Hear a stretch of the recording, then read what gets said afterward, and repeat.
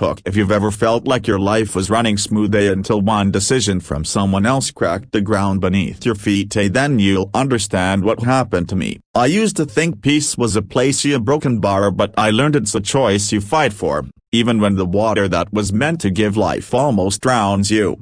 Pause. Sounds of desert wind, the slow creak of a windmill turning. This is the story of how my ranch, my peace, and everything I built nearly washed away because someone thought digging a well was just a hole in the ground. They had no idea that beneath it all, something far bigger was waiting to burst. The sun rose over Red Bluff Ranch the same way it had for 20 years, with that gentle amber glow stretching across the dry grass, catching the dust in the air like flecks of gold. To me, that sunrise wasn't just light, it was a promise. After my wife, Lorna, passed 3 years ago, the ranch became my anchor, the only place that still felt like home. Every creak of the porch, every groan of the old windmill up, it was her voice whispering, "Keep going, Sam." The Homeowners Association, or the HOA, had been a thorn in my side for years. They were supposed to protect community value, but most days they felt like a pack of strangers telling me how to live. We shared the same dusty land,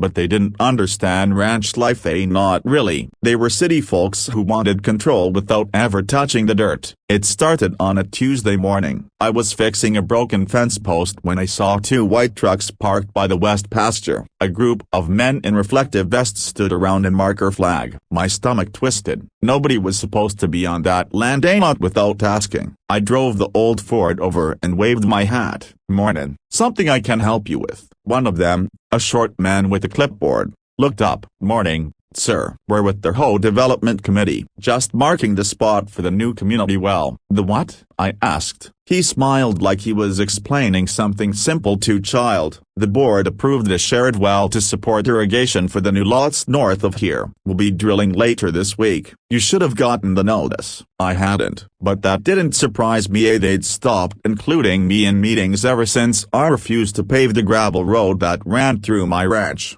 I felt my pulse pick up. "You can't just drill on my property. Technically, it's part of the shared boundary zone," he said, tapping the clipboard. "Everything's approved." I wanted to yell, but I didn't. Instead, I walked the fence line that afternoon, tracing the boundary with my eyes, thinking about Lorna, about the years of sweat and prayer we'd poured into this land. Every fence post had her initials carved on the bottom, like she'd claimed each piece of earth with love. And now, strangers were about to punch through it. By Thursday, the drilling rigs arrived. The machines groaned and roared as their drills tore into the ground. Dust and diesel filled the air. I stood by the fence helpless, my jaw tight, trying to tell myself it'd all be over soon. But deep down, something didn't feel right. That night, I woke to a strange sound, a low, rumbling hum that made the walls tremble. I stepped outside and felt it. The ground itself seemed to be breathing. The air carried a vibration, almost like thunder rolling underground. Then it happened. A sharp,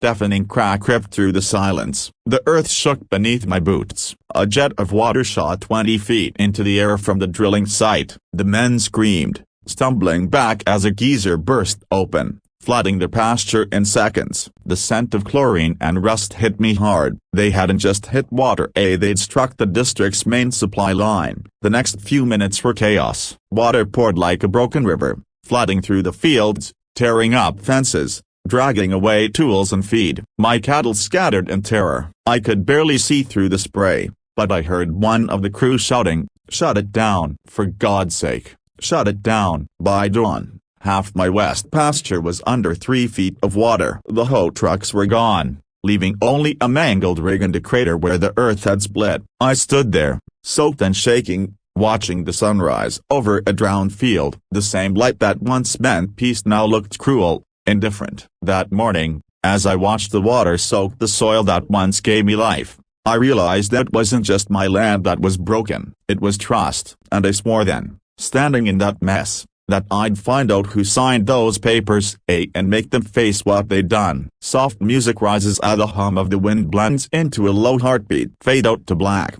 The flood stayed for days. What used to be dry pasture land turned into a shallow lake, glistening under the harsh Texas sun. I stood on the porch each morning, boots sinking into the mud, watching my ranch drown inch by inch. The windmill was half submerged, the cattle restless, and all I could hear at night was the soft lapping of water against the fence posts that once held my world together. No one from the HOA showed up that first day, or the second. It was as if they vanished into thin air after the explosion. I spent those days hauling hay to higher ground, trying to keep the animals calm, and fighting a pit in my stomach that kept whispering, "They'll never make this right."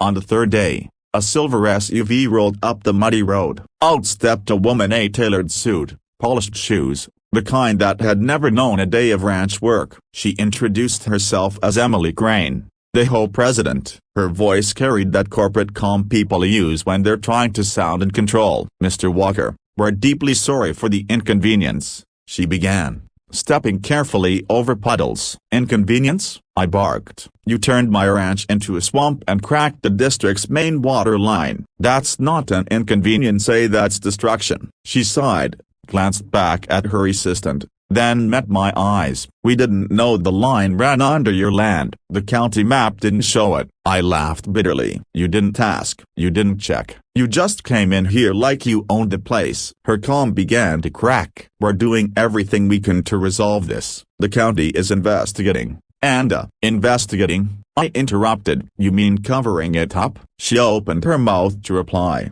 but I turned and walked toward the flooded field. "You see that?" I said, pointing to the murky water. "That's 30 years of work washed away. I built this place with my wife, by hand. You can't just sign a paper and undo that." Emily stood there, silent for a moment. Then she said quietly, "Mr. Walker, the whole board didn't authorize that drill location. Someone changed the coordinates after approval." Her words hit me like a hammer. "Who?" "I don't know yet," she admitted, "but I'll find out, I promise." That night, under the weak glow of the porch light, I found myself folding one of Lorna's old journals. She used to write about everything: the cattle births, the weather, even her worries about me working too hard. On the last page, she had written, "This land doesn't belong to us, it belongs to everyone who loves it enough to care." Those words stayed with me. Maybe this wasn't just about my ranch. Maybe it was about something bigger, the way people forget what they're standing on until it breaks. The following week,